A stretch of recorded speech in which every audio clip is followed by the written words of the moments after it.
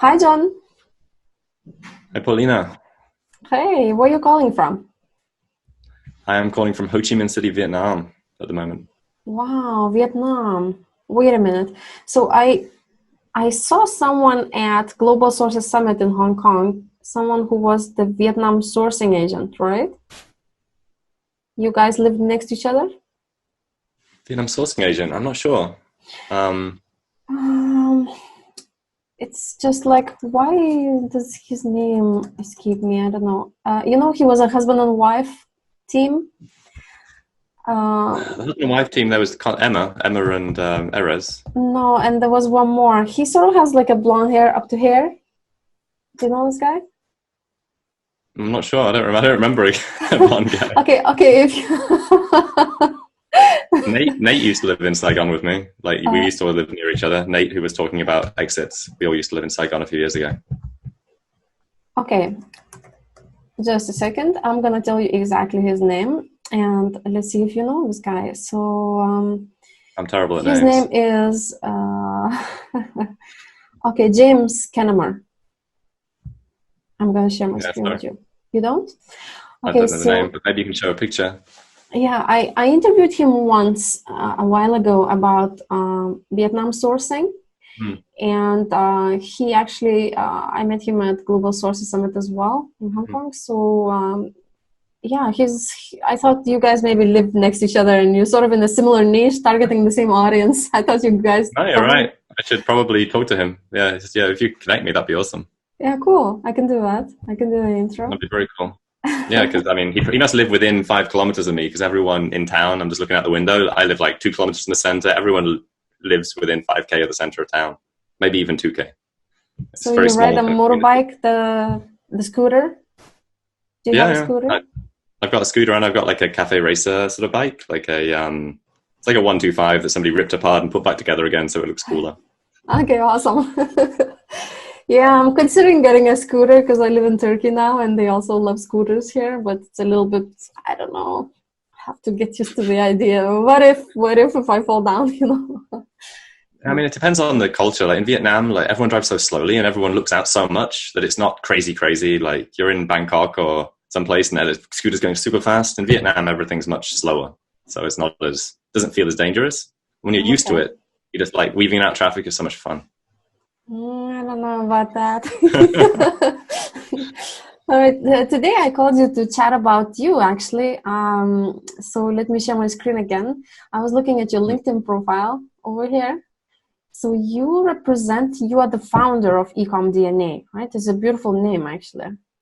Oh, thank you. Did you come up with it from the very beginning, or was it called something else in the beginning? No, actually, this was the name. Like me and my friend Vincent were sitting around after we went to an event in Australia, and I decided that I wanted to pivot my business towards consulting as well as running our own products. And we were just like coming up with different ideas. So the two domains that I bought as possible domains were ecomDNA and Frontier Ecom. And So I prefer ecomDNA. ecomDNA.com, is it? Yeah, .com Nice. or dot whatever. I think I bought quite a few of them. .com is nice. It's harder to get these days, Yeah, yeah. I mean, that was actually a requirement. So I was, Googling domain names while looking for stuff. All right. So let me quickly judge what you guys do. So ecomDNA, Amazon Marketing Consultants. So looks like you were going to be like an agency for Amazon sellers that does probably PPC and Facebook ads and branding. Is that it? What do you Well, it's do? about right. We do full service Amazon operations for established brands. So we work with brands who've been already in the marketplace, already moving, already got presence. We kind of integrate with their team and become a one-stop shop to do everything on the Amazon platform for them. Okay. So tell me, why would a bigger seller who already is established and has processes already would need an agency like yours? Oh, so we work with established brands, but usually they aren't taking advantage of the Amazon platform. So for example, they're Mm, doing 7, 8 figures in revenue, but mostly through dealers and distributors. And they want to take control of their Amazon presence because usually dealers and distributors don't care. So they don't care about like what's going on Amazon. They just buy the stuff, they upload it. They don't care about marketing. They don't do good listings. They don't do any PPC. So they're not adding value. So we help to kind of manage that, help them take control of their listings at least, so we have proper marketing, and then slowly take control of the advertising and everything like that, and help out the dealers and distributors. Okay. So have you had any customers that are not coming from the same pipeline? Sort of they are already Amazon sellers and coming to you? We've done some PPC management for 7 and 8 figure Amazon sellers, but it's not our core competency. I think where we really add value is the fact that we have a very knowledgeable team of Western account managers who can go talk to somebody who has medium Amazon knowledge and convey that what is best practice and what they should be doing. Okay, you mentioned Western account managers, and you sort of said it purposely, intentionally a little bit stronger. So is there a difference? Is there a difference when they're non-Western account managers? I mean, what I mean is we don't just outsource everything to Filipinos or outsourced workers. So these people have Amazon experience. They've either had their own Amazon businesses or worked for Amazon companies before. So yeah, Western doesn't matter actually. So one of my best account managers is Filipino, but he's been working for me for 4 years. So it's all just experience. So I should say experienced account managers. It doesn't actually matter where they're from. Yeah, I have a few people from Philippines as well. Like one of them works for me for 8 years, and I just don't want to let her go. Like whatever business I start, I just move her over. Yeah, I understand. Same with my guy. Yeah, it's like I don't know. I think people from the Philippines has this loyalty that is in their DNA. I don't know. The loyalty doesn't really exist where I come from that strong. Usually they are only loyal until you pay them and until you respect them. As soon as a better opportunity shows up, they leave you. But I feel like the countries in Asia, they are very different in that respect. Once they are loyal to you, they will stick with you even if the better opportunity comes around. Like they will just stay with you because they're loyal. I really like that a lot. It depends on the country. I mean, Vietnam's very different from the Philippines, for example. Vietnam's more, say, entrepreneurial, I would say. In terms of it's more like sort of the Chinese mindset, but you can't say that to somebody who's Vietnamese. So the entrepreneurial mindset, everyone's got a small business, everyone wants to start their own business. So more, if they come work for you, lots of people will leave to try and start the same business that you're doing. Oh, but that's obviously not going to happen if you have a Western marketing agency. But yeah, the Philippines is different again. And the good thing about the Philippines is there's lots of people who've been trained by BPOs and huge multinational companies and spent a lot of money on training. So if you can find them, you can find people who are basically Western educated, worked in Western companies, can communicate perfectly well. And they're the people that I'm looking for. Just basically Western professionals in the East. So, okay, from all the scope of things that you do, your agency does, what is the strongest one? What do you do best? What are you known for that people refer each other to you because of that? I think that we are that's a good question. But referrals come from different reasons. Referrals obviously come from people that know each other. And because we have such a good relationship with our customer, that's why people refer people to us, because we'll help them out. We'll go above and beyond to help them if something goes wrong, and we will just step in and do whatever we have to do to get them the results that they want. What we're known for is, that's really what we're known for. Looking for one of these, I'm thinking there are so many different things. They are very different. I understand they're all puzzle pieces of the same puzzle, but which one do you love more? Maybe that's what I'm looking for. Which one did it start with, or something like that? I love results. I just love if somebody's happy and we're making the money, that's all good. Because obviously as a marketing agency, our aim is to make people money. What we can do better than anyone else, I think, is Europe. Because I started my first Amazon business in Europe. We are pretty much, I think, the only agency who, manage our own 7-figure European Amazon accounts. Which I started from zero. And we also do the US extremely well because, after Europe, I moved to the USA. We've got brands in the USA, brands in Europe, and now we manage companies in the USA and Europe. So we kind of have one stop shop. Which country in Europe did you live in? I'm English. What? Wait a minute. So you were born in England? You see, I was born there. I lived there for 25 years. That's the thing with digital nomads. You never know where people are from, because you live in Vietnam, and in the United States later, and then what? You're actually English? All right. I lived in Canada for a year. But Vietnam's been where I've been for the last 4 years now. It's a little while. Okay. So you said you're good at Europe, right? Helping Amazon sellers settle in Europe and start selling there. Like, what are the biggest differences between helping them with the US side of things and then with your European? Are there some, like, I guess translations is one of the things, right? Cool. So actually, it sounds like you know what if you read my profile, FBA translations. I just saw it on the list here. Yeah, it was number 12. Oh, right. Yeah. So basically, about 3 years ago, I partnered with a guy in town who's a really amazing website builder and course creator. He wanted to create a course to help people sell on Amazon Europe. So we created this course. We sold it for a while. It did okay. On the back of that, we launched a service called FBA Translations. Obviously, the course became out of date a year later, but the translation service has really taken off. So now we have FBAtranslations.com. We get inquiries every week for doing big jobs. So people that want to launch from either US into Europe, or they're in the UK and they want to get native, like copywritten translations done from UK into all of Europe. And that's all automated from my point of view. Like, we have staff running it. I just approve big contracts. Like if somebody wants 100 listings or something like that. Okay. So these days, what's your role in the company overall? Like, how many people you have and how do you manage your team? So we have 10 people overall. We're in a massive growth phase at the moment. So my role is sales, basically, sales and marketing. So we're doing lead gen, as we talked about before this call briefly, through LinkedIn. LinkedIn's going super well. Like three or four appointments a week off that. We're just hiring an appointment setter at the moment. So a sales development representative who's US based, who's literally, their job is going to be to call people, set appointments. Because for the first year of this business, like, we concentrated on operations because my background is Amazon operations. But I realized actually, if we want to grow quickly as a business, we need to double down on our sales as well as the operations side.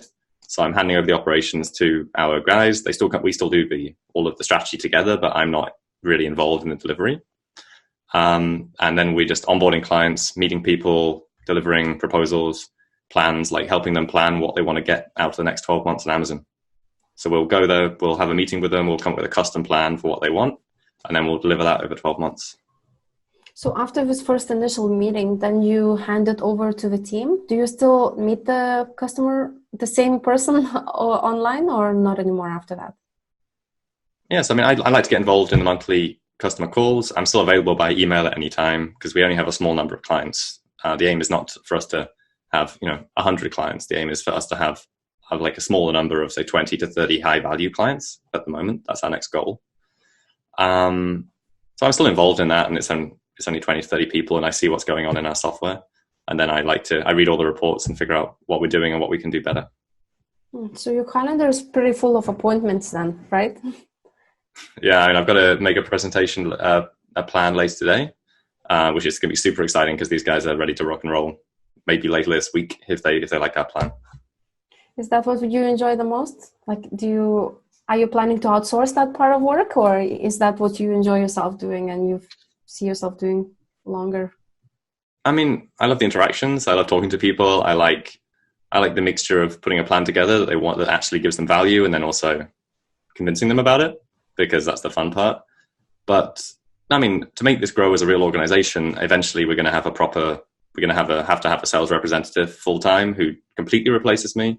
I mean, there's me, and there's also Richard, another English guy actually who lives in town, who's our other sales rep.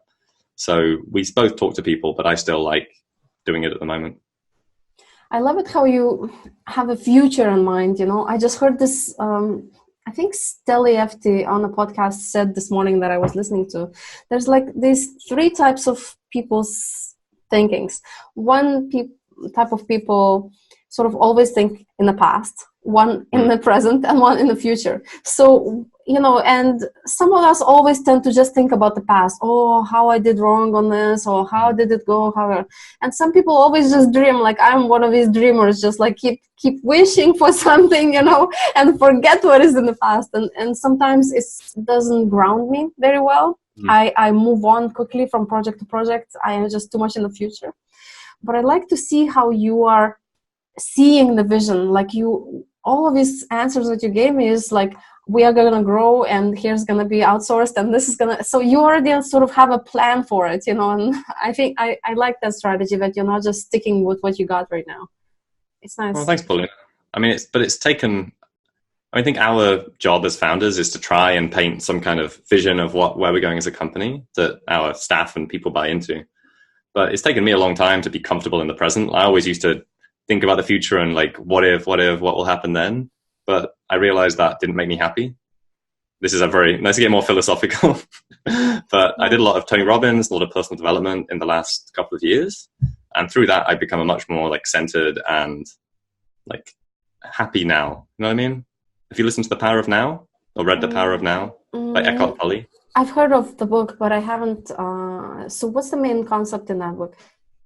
Kind of presence, like accepting what is. Nothing, like there is no problem or there is no pain now. There's only us working towards a solution. All the pain is in the past and the future. Like us thinking about all the bad things that are going to happen, or us thinking about all the bad things that did happen. But right now, you know, if somebody cut your leg off, you wouldn't be like worrying about it. You'd be sorting it out immediately, not like thinking about what would happen if this happens or what would happen why did I do that in the past. I'd really recommend actually hear the short version. It's called Practicing the Power of Now. You can get it on Audible. It's like 2 hours long and you can listen to like 20 minutes a day. And it's almost like meditations. It's him. He speaks it himself and he's got he's got a funny accent. It's great. Okay. And the way he says like beauty and serenity, he's like German. I think he's German. They're really cool and very like meditative and very centering to listen to, especially if when I've been having like stress and issues, it's very centering and I really like it. So you do meditation as well? I try. I would like to say I do, but I don't really. Basically, I've been following this thing called the Oak Journal, and it has like a daily morning ritual. And the idea of it is 10-10-10, which would be 10 minutes of meditation, 10 minutes of journaling, and 10 minutes of reading. I think I get in the reading and sometimes the journaling, but yeah, the meditation recently I've been terrible at because I've been setting my call times from 6 a.m. to 10 a.m. to overlap with the US. So I don't want to get up earlier than 5:30. I like getting up and I like the calls in the morning because after that I'm so energized that I can't sleep. So I have to carry on working. But last week I messed up and I did calls from 6 a.m. and then at midnight. So that completely destroyed my sleep cycle. Yeah, I do my calls in the evenings, like twice a week with the US. But then I have to get the babysitters, which are the parents-in-law, for the evening. So it's hard as well. It's interesting that you mentioned that meditation doesn't really adapt to you yet. I've been hearing that many entrepreneurs are actually doing the meditation, but I find it so hard personally to even start believing in it, so to say. Maybe it's more for people who are very anxious, easily distressed, or moody, maybe. I don't know, what do you think is the purpose of meditation? Could you sell it to me a little bit?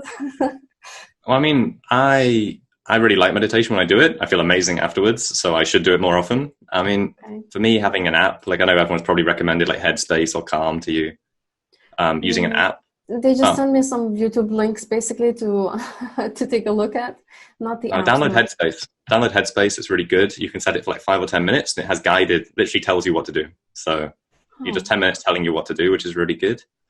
The other thing, which I really liked and found a lot of power in, was Tony Robbins style meditation. They call it priming, and it's active meditation. So it's not like you're not trying to concentrate on nothing, you're concentrating on certain things. So it's they do movement, and their whole Tony Robbins movement is like this. You'll feel like an idiot, but at home it doesn't matter. You do this 30 times while breathing really heavily. So wait, you just do this for 10 minutes? No, you do this 30 times. Okay. And you do 3 sets. So just to get you moving and to get you excited, then you sit down, close your eyes, and calmness. And for 3 minutes, you think of 1 per minute, 3 things you're grateful for. So holding the gratefulness in you, this is what I'm grateful for, 1 minute of each. Then for another 3 minutes, you think of 3 goals, the 3 biggest goals right now. So whatever those 3 big goals are. And then for the final 3 minutes, you think of a combination of them both together. So like you achieving the goal and the gratefulness and you achieving the goal. And this is kind of like a kind of rev you up for the day, like get you into an amazing spot. Like, so even if you're feeling rubbish, you've just spent 3 minutes thinking about how grateful you are, 3 minutes about your goals, and 3 minutes about how you're going to achieve them and what it's going to feel like. Then the whole concept is that kind of primes you for the day. Makes you feel positive, right? So you basically makes you feel like, grateful. I'm grateful for whatever's good happened, and then you forget the bad things, right? That's the concept. Well, I mean, when you're feeling grateful, you can't feel anxious or you can't feel negative because you're grateful. Like I say, oh, I'm grateful for this conversation with you, Paulina. And because of that, like, what can I feel bad about? This is great. I like it. Yeah, I don't know about the meditation itself. I'll look up the app, Headspace, the one you mentioned. And it's all about just trying stuff, isn't it? Like, it's not going to hurt. Like, I mean, when I don't want to do something, I try it a few times, unless it's something I really don't want to do. And then, if it works, it works. If it doesn't, it doesn't. This mindset thing is super interesting topic for me. And I see that you've done a lot of personal development as an entrepreneur. So you worked on yourself and you looked up things intentionally to change something about yourself. So what were you like disappointed with in yourself, and like what's changed with the years as you are an entrepreneur in you? That's a deep question, which we could talk about for many, many hours. Like, to be honest, the way I started this journey was not something that I didn't get to the breaking point and then go to one of these events and it changed my life. I was generally not that happy, I guess, like kind of unfocused, and I didn't know like what I was doing in my life.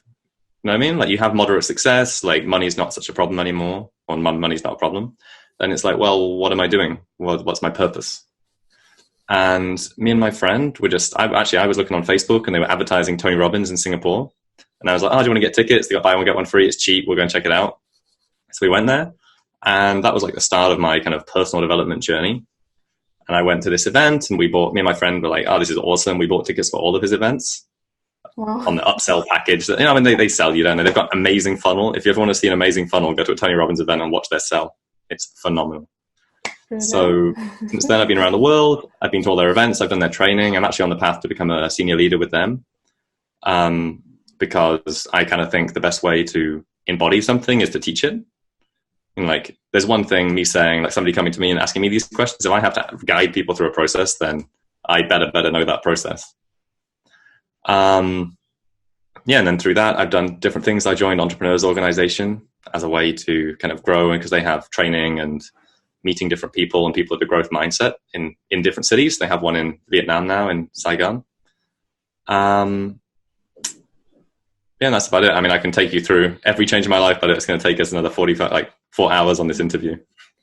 So it's interesting. So you are saying you're a different person now, right? Since you started? How long ago did you start the entrepreneurship journey? Well, entrepreneurship journey, I don't know if you'd call it an entrepreneurship journey. Like, I never classified myself as an entrepreneur in the past. Like, I was not happy about what I was doing in London when I was living there. So I decided I want to go contracting. And it was like a way for me to make more money. Like, I wasn't like, I'm not going to create value, create a product, create something big. That was like my making more money will make me happy. And so I tripled my salary like next day after I quit and went contracting, but it didn't make me happy. So I thought, I know making money on the internet and being able to travel the world will make me happy. So this is talking about the future again, isn't it? Like, this will make me happy in the future. So I did that. That took a lot more effort than just using the same skill set. So I made some money. And then I was like, okay, now what's going to make me happy next? I don't know. So that's when I started doing Tony Robbins. Then from Tony Robbins, I decided in the personal event that I wanted to make an agency, because that's a way of me impacting more people and working with more people and growing a team. So my whole idea was to grow a team. So I was like, okay, so what will make me happy now is opening an office in Saigon. So I opened an office, and I was like, going to an office I do not like. So I closed the office, but at least I tried it and was like, thought it would make me happy, did not make me happy. So now it's just, growth makes me happy, I guess, and helping people and starting to occasionally work with people one-on-one, doing a bit of coaching. But I don't want to become, a coach. I want to maybe just talk to people I like to talk to and make my main business make me loads of money. But the coaching is just a plus on the side, you know. It's interesting that you mentioned that you closed the office. So you actually had an office with people in it. So locals working for you. Yeah. And then what you didn't like about that? I was hiring people that happened to be all right because they were close. They were in my area. And I realized if I have a fully distributed team, I can hire people anywhere in the world who are amazing. And they're self-starting and they can work from home. And they've proven they can work from home because they're self-starting, delivering people. And I had nobody in the office who is an A player, apart from maybe one person. Because at the time I didn't know how to hire A players. Now I think we're getting much better at hiring A players. So that's good. That's actually the struggle that I have. Hiring, you know, and choosing, and how do you pick the right person? Because once you get I've fired a few people in my career, maybe 4 or 5. And it's been painful, you know, some of them only after a year, you know, and so this whole year has been, you know, dragging us down in some way. So it's not an easy task to find a good person, you know. And for me, we are doing software, right? So it has to be a technical person who understands Amazon and who can do customer support. So it's pretty hard to outsource that type of thing. Yeah. So do you have any tips on like any feelings that you've developed? Like how do you see who's good? So there's probably 4 things I can go through about hiring very briefly because we haven't got much time. Okay. So for international people, I've been trying out Dynamite Jobs because I'm a part of this group called the Dynamite Circle. And Dynamite Jobs is for location-independent people who want location-independent jobs, but they're not entrepreneurs necessarily. So you can find people who just want a job that means they can work from anywhere. And those people, there are a lot of people with Amazon experience there as well, actually, because they may have started an Amazon business but realized it wasn't for them, but now they have a skill set and you can reuse their skill set. What I've heard really good things about, which I'm trying to use at the moment, is JobRack. Have you heard of JobRack for Eastern European devs? Basically, it's for Eastern European developers. But I was trying to find somebody who had Amazon skills yet. Nobody's applied yet who has Amazon skills, but it's supposed to be one of the best places if you're not already in Eastern Europe to get devs. Or actually, people say that some of them are just the local job boards are actually really good if you speak the language. In terms of hiring, and so what we've got 2 things going on at the moment, which I'm super excited about. One of them is a automated hiring funnel. So I attended a webinar a few weeks ago. It's called the Simple Agency Sales System. A super spammy title, but it's awesome. Like it uses a piece of software called Vervo. And what it is you can post a job ad anywhere in any platform pretty much. Doesn't really matter. When somebody applies to the platform, you send them an application link to your Vervo hiring funnel. They click on that, they make a profile, and then it's a 4-step funnel. So you have questions in step 1 to validate them, and then 4 more stages. And throughout that, they answer questions, they tick boxes, you have to make all this stuff. But it means that you can have 1,000 people go through a hiring funnel, and at the end, it spits out the 10 best. And it scores them with AI on the way through. So you can say, what are the keywords, or it actually knows what the keywords are, and it scores them on the way through the funnel. So we had our first interview for that using that process this morning after setting it up 2 weeks ago. And this guy was awesome. Like one of the best guys I've ever interviewed. Cool. So really what type of things they are like, what are these crossroads that they have to cross? Like what are those steps? So step 1 was literally proving how much experience they have in a number of years. Step 2 is a load of more like multiple choice questions and a couple of written ones about more written, like how they would deal with certain situations, because we were hiring for a sales rep, but it could even be technical questions, whatever you want. Step 3 was the more in-depth questions and also them recording them, a video of themselves. This software has built in like video recording, audio recording, them doing this is sales, them pitching a presentation, which is very good. And then stage 4 just sent them a video and then got them to book a call with me. Cool. I like this very much. I had something like that, but completely manual with the VA. And she was doing the interviews for me. And then maximum 10 minutes long and then putting me a link that I could watch later. So I didn't do the interviews myself. You know, if I don't like someone, I just kill the interview video and that's it. Yeah, but I like this very much. So the spammy title that you mentioned, can you say it again? What was the name of it? The Simple Agency Sales System. Okay.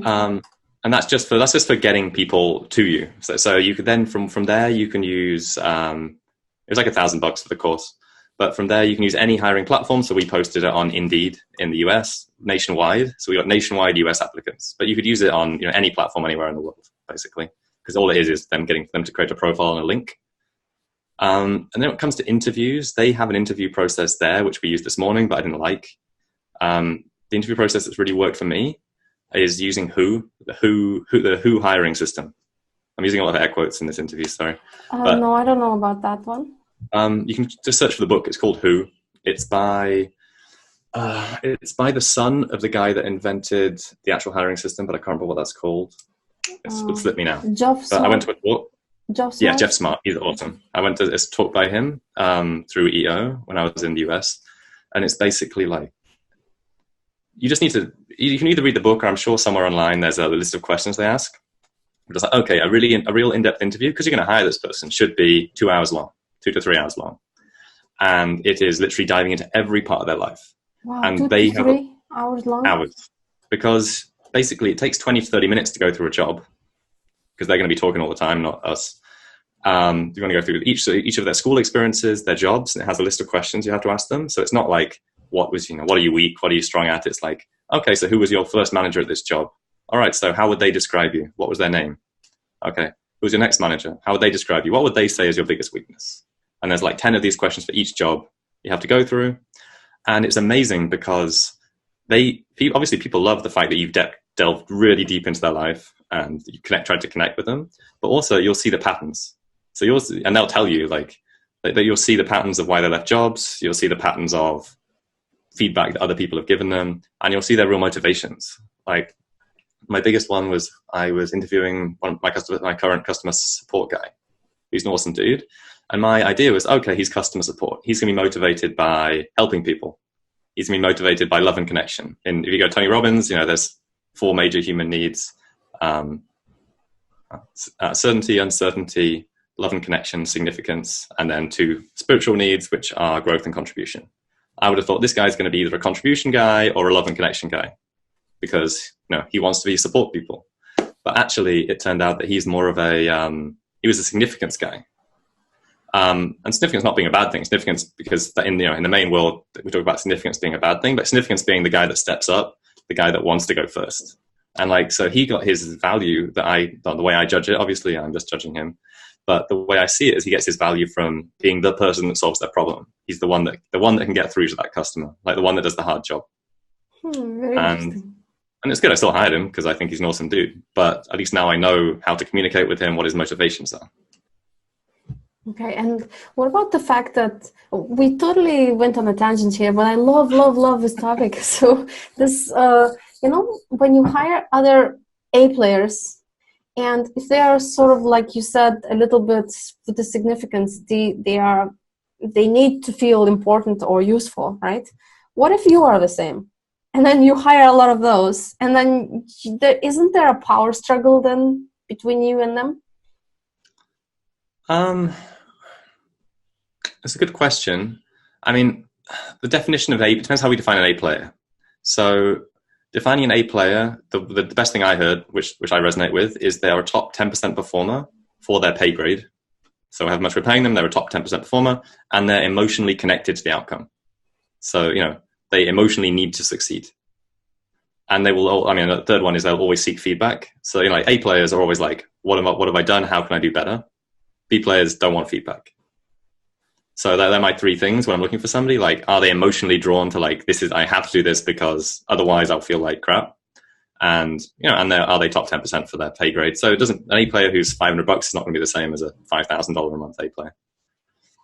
I understand in my experience, but this is obviously only my experience, I haven't hired too many significance-driven A players, but usually in my experience, if they're significance driven, they want to be significant in my eyes because I'm the boss.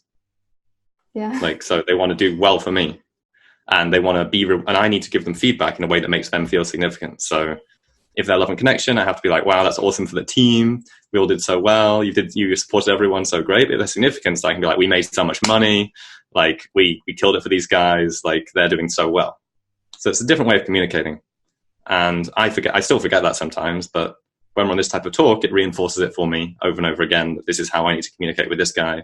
And I can't say that to my certainty driven guy, because he'll go crazy. If I go like, we're going to do all these different things, he's going to be thinking, how do I deliver all this stuff for John? Because John's already told me to do this, but he's told me to do 20 other things as well. Whereas my significance guy knows that I'm just going like, these are all things, possibilities, and these are exciting possibilities. But my certainty guy doesn't want to hear about all the exciting possibilities, because he thinks like, I'm just going to drive him crazy with all the work he's going to have to do. Because he's already trying to figure out how to deliver it the entire time I'm talking. I realized that difference between people as well pretty strongly in my company since we started to grow. And some people actually like, how to say, you ask them something and then they overanalyze it. You know, the next day we're done talking about it, we decided something, and next morning they come in and like, wait a minute, but what if this could have happened? And then that, you know, so there's over-analytical, and it's good in some cases. For example, I want software developer to be like that, right? But if it's someone who's just giving me overhead by doing that, so then I don't want that, you know, to be there. So it's interesting how different dynamics and different people, and we as we grow as entrepreneurs, our teams are growing and we become more of people managers. And we all started somewhere where we were alone in the office, and you know, we just wanted to hide and never do a video, and you know, just be with ourselves and never even go to any social events. And now look at us. You know, I've seen you at the conferences, and you're out and about. Yeah, for sure. And like, yeah, I think we're quite similar in that way. And I've had before many of the same issues in the past, like, yeah, pushing too hard, or like, yes, having all these ideas and then sharing them too much with people. And then they come back the next day, like, I don't know if we can do this. And I'm like, well, I didn't even say we were going to do this. I was just sharing an idea, which I thought was really cool. Yeah. I still have this jumpy attention span. Yeah, I like to catch trendy things, and that's an issue. So being an Amazon seller, I sort of forget my main products because I see this new shiny product that I want to start and forget the fundamentals that are important, you know, or I want to do, you know, TikTok because it's new and trendy. And actually TikTok is maybe not going to drive the 80% of my sales, right? So it's like I struggle a little bit to focus on those fundamentals. So still working on that. I think it's an entrepreneurial thing. Everyone does it. Like, I want to start a podcast, but I finally said that I'm not going to do it because I keep getting distracted with all this stuff. So like all my side projects, I've kind of stopped at the moment or outsourced to other people, and then like that they have control of, because I really, really, really want to do a podcast because I want to build up my personal brand. Not so much to do with Amazon necessarily, but to do with startups and just talking to interesting people about personal development and stuff like that, because that's what I'm interested in. And I know it'll be good for the long term, but we only have a limited amount of time, don't we? Like, I think it would especially when we make ourselves responsible. Yeah, I think it would work very nicely for you. You have a lot to share, you know, about the personal development topic. I could see you I would listen to your podcast. Thank you. So, I mean, actually, my podcast is supposed to be called the Location Independent Startup Show. So, because I have a huge network through these online communities of people that have location-independent businesses. So, I want to talk like about business and like my views on like ideas and what's a good system and structure. Because I kind of think that, you know, business is great, but if you start doing one-man consultancy, you're not going to make any money. So it's all about the model, isn't it? Like Amazon, such an amazing model. You can have 2 people, do $1 million in revenue, no problem. It's all outsourced. Whereas consultancy, you have to be charging like $50K a project to do $1 million in revenue, and you're going to be working your ass off. Yeah. That's right. Oh, this has been a very good conversation. It's going to end, unfortunately.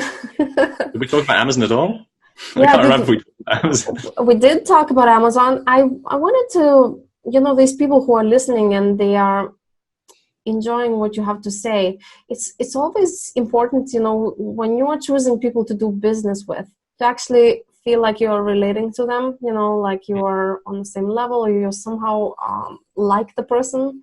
So I feel like you are likable, you know. So what about, so in your business, does it reflect as well the same way? Like you actually build a connection with your customers and you interact with them sort of on a personal level? It's not only about business? No, I mean, I'd like to think that. I mean, business is personal, I think, for this type of business, like, yeah, the bit I enjoy is connecting with people, although my friends say I use the word connecting too much, but talking to people, learning about what makes them tick, what their real goals are, and then we can help them get towards those goals. And then that's been a big change. Actually, I took on a sales coach a couple of weeks ago, and it's been like, I never realized before, like, how much energy I should put into the presentation. So I've been basically doing the same thing that we're talking about now in presentations, like putting this kind of energy into it, and it works for me. So to answer to your question, yeah, I mean, we've got good long-term relationships with pretty much all of our clients because they trust us. And that's me, and that's my reputation on the line, but they trust us to, if we have a problem, I will fix it. Or if one of our clients just fronted us like 100 grand's worth of inventory to help them out. So yeah, I mean, he trusts us with 100 grand's worth of inventory. It's good to me. So who's your ideal customer? So for most people in the audience, they want to just pre-qualify themselves. So who would you say is your target customer? Who would you appreciate? Our target customer is business owners who are already doing over $1 million in revenue and who want to take it to the next level.